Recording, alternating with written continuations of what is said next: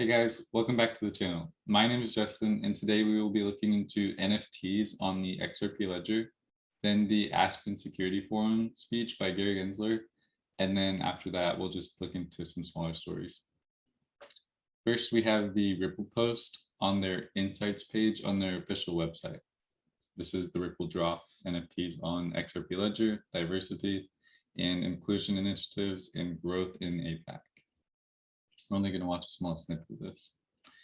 Guys, this is extremely bullish news as NFTs really do have a practical use case. They will make it easier to transfer ownership of non-fungible things, and they even offer a secure method of holding them because the tokens are embedded in the blockchain. Before we watch this video, let's cover what exactly an NFT is. So here's that. What is an NFT? NFT stands for non-fungible token. Fungible means replaceable, to sum that up. An example would be an individual art piece, like a painting or a sculpture, which you could say that the Mona Lisa would have a non-fungible token that you could sell, and there would be an owner of the token on a blockchain, wherever that is, likely on the Ethereum one. These items or sounds, they can also be sounds, perhaps, they aren't replaceable, hence the name, which is non-fungible token. And again, these tokens are stored in the blockchain, which was originally made available by Ethereum. Now we're going to go back to David Schwartz's video. Here he explains more in depth of how the XRP ledger incorporates NFTs, or will be able to at least. David, what is an NFT and what kind of impact do you think NFTs will have on the industry? An NFT, it stands for non-fungible token, and it's a token that means something that you can mint, buy, sell, trade, hold, that represents something unique in the real world. Like it could be even a physical object or a work of art. The use case we're seeing for NFTs today is mostly around collectibles, and that's certainly a big and important use case, and I don't want to take away from it, but I think that there are a lot of potential future use cases. A lot of us have sort of bundles of digital rights like movies or songs that we purchase, books that you may have for Kindle, and they're typically tied to services that have monthly fees or that we may want to leave. And so there's an interesting future use case of allowing people to sort of be their own custodians of their digital rights. So you've mentioned prior that not every blockchain can support NFTs. What do you mean by that? When you want to trade with an NFT, you want to create an NFT, you have issues involving things like transaction costs, transaction speed, and also just whether the blockchain has the capability to provide special functions like giving a cut of future sales to the originator of the NFT. But I think the big one is just the reliability, particularly transaction fees. Like just to give an example, Ethereum has shown wide variability in its transaction fees, sometimes being very high, sometimes being very low. It's not a good customer experience if sometimes it's very difficult to trade an NFT and sometimes it's very easy to. David, how is the XRP ledger uniquely suited to enable NFT use? I think it has a number of features that make it very, very desirable for NFTs. For one thing, it has the low cost and high speed that many sort of special purpose ledgers have, ledgers that are built just for NFTs. But it also has XRP, which is a digital asset that has great liquidity directly available on the ledger. So you don't have to go to some other ledger to make the payment. The combination of really good payments with all the features necessary to support an NFT infrastructure, I think is unique. What kind of work is being done on the XRP ledger to make it an even better platform for NFTs? Yeah, there was a proposal that I authored that we've gotten feedback from the community on that makes more features for NFTs. And in particular, it makes it easier to produce large numbers of NFTs and makes them more scalable. I think we don't know what the level of NFT usage is going to be, but there are definitely like artists who've talked about like throwing NFTs out to the crowd at a concert. And if you want to scale to that level, it can't cost $100 to mint an NFT, or it can't take a minute. You need that level of scalability. Let's shift gears slightly. You've recently authored a blog proposal on federated sidechains as a new proposal for the XRP. Notice how David explained that he believes that these tokens will represent more than just art-based items. He sees use for them in other areas as well, meaning that we are only at the beginning of their potential. David Schwartz is amazing. Please go do your research on him if you have yet to do so. He's an abundant source of information on everything in the crypto realm. Now let's touch on the SEC case and move on. First, I'm going to give my opinion. I have a lot to say. I have it written down, and I'm going to try to keep it as short as I can. I believe this case is truly a show. It is a theatrical performance. I do not understand how the SEC has met with Ripple dozens of times over the past several years without suing them sooner. The accusation is that Ripple was selling unregistered securities almost the entire time that they've been selling XRP. It doesn't make sense. Why would they not have been, how could they not have been sued sooner? The SEC is supposedly here to protect investors, although Ripple isn't, and they have yet to do anything to actually hurt investors. I also don't understand why they went after Ripple of all companies when there are plenty of literal scams going on in crypto. Ripple has been compliant, and I believe that they are doing well in this case regardless of the accusations. Anyways, a few days ago, Gensler spoke at the Aspen Security Forum. Here's a clip of that.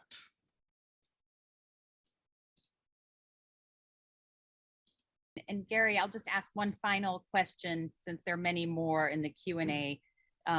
Neil Mulholland, Michael Davis, and several others asked this in various forms. And I think it goes to the timing of clarity on crypto regulation. So you said that you may need legislation.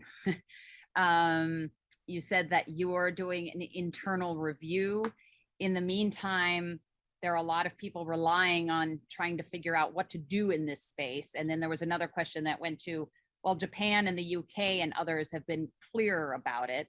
When can we expect like a real pronouncement and regulatory clarity? I know you said. So Neil and Michael, with all respect, we've been awfully clear on a bunch of this stuff. So I'm pushing back a little bit with all respect.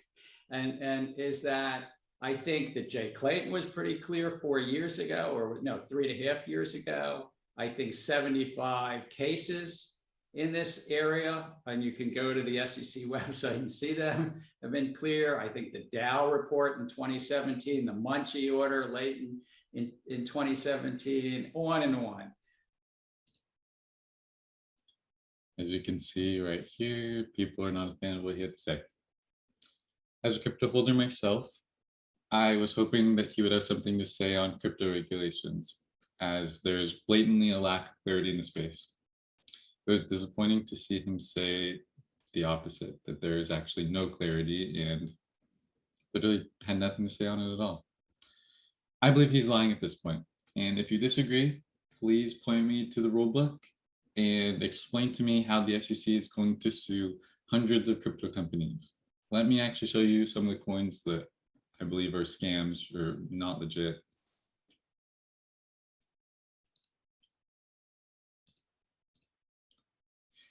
Here we have CoinMarketCap.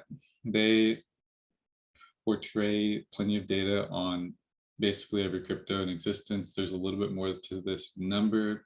This number is growing every single day. They don't have every single crypto, but they have the vast majority of them.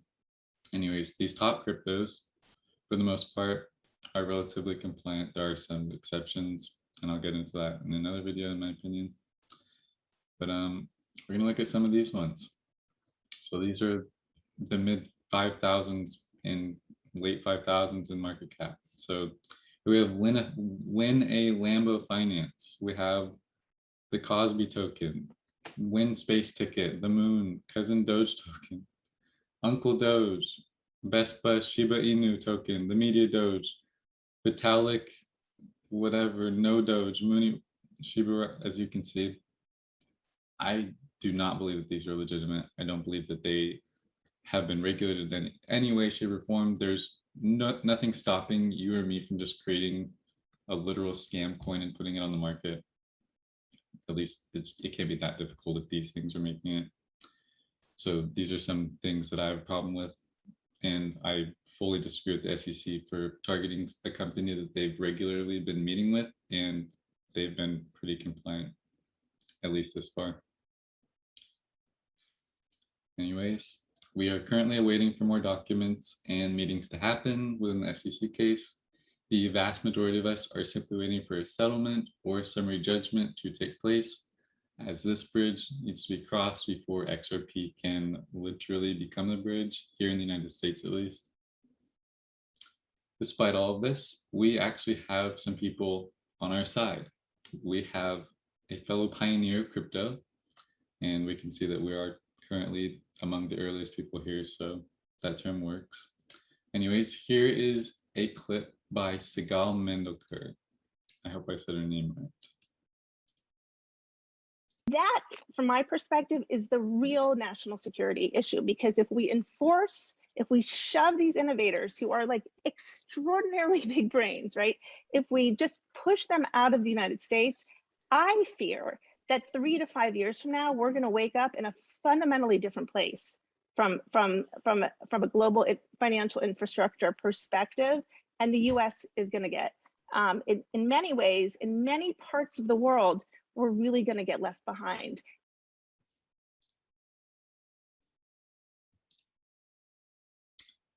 A little background on her. She is a former government official. She was on the side of government. Now she is advocating for the little guys, you could say.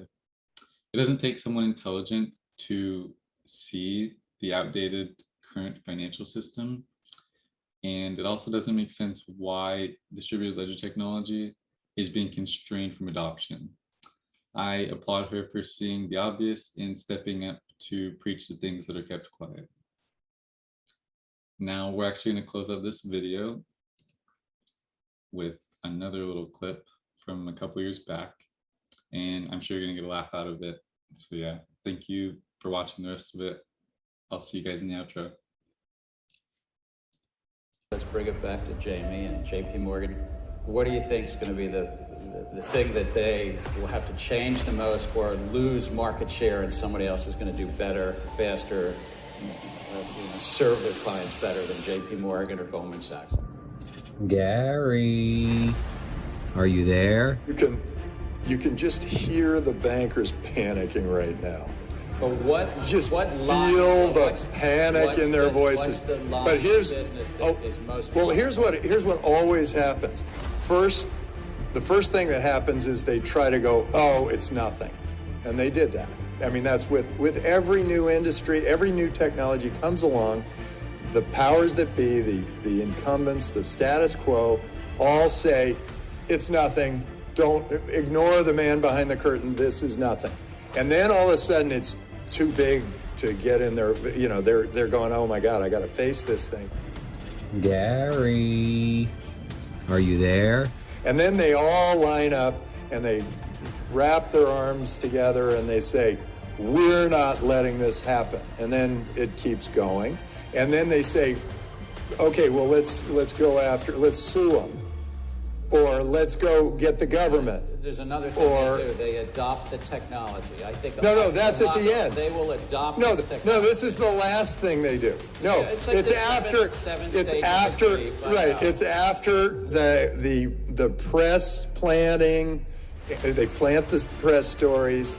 They put out lawsuits. They create as much of a fuss as possible. They try to get their government friends involved. And then they go, oh God, this thing's happening. Gary, are you there? How big do you think this can get, this crypto means? Are we at the start? We are very, very we're in batting practice. Like the game hasn't even started.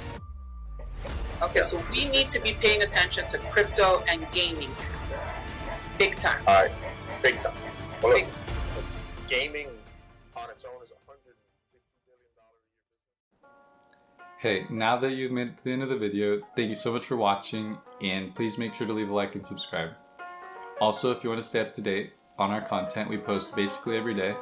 It will be beneficial to you to click on the bell next to the subscribe button so that you can get notified whenever we post. Please feel free to comment if you want us to cover any topic at all. We would love to. We also post on Twitter at Delgado Crypto, and I will catch you guys in the next one.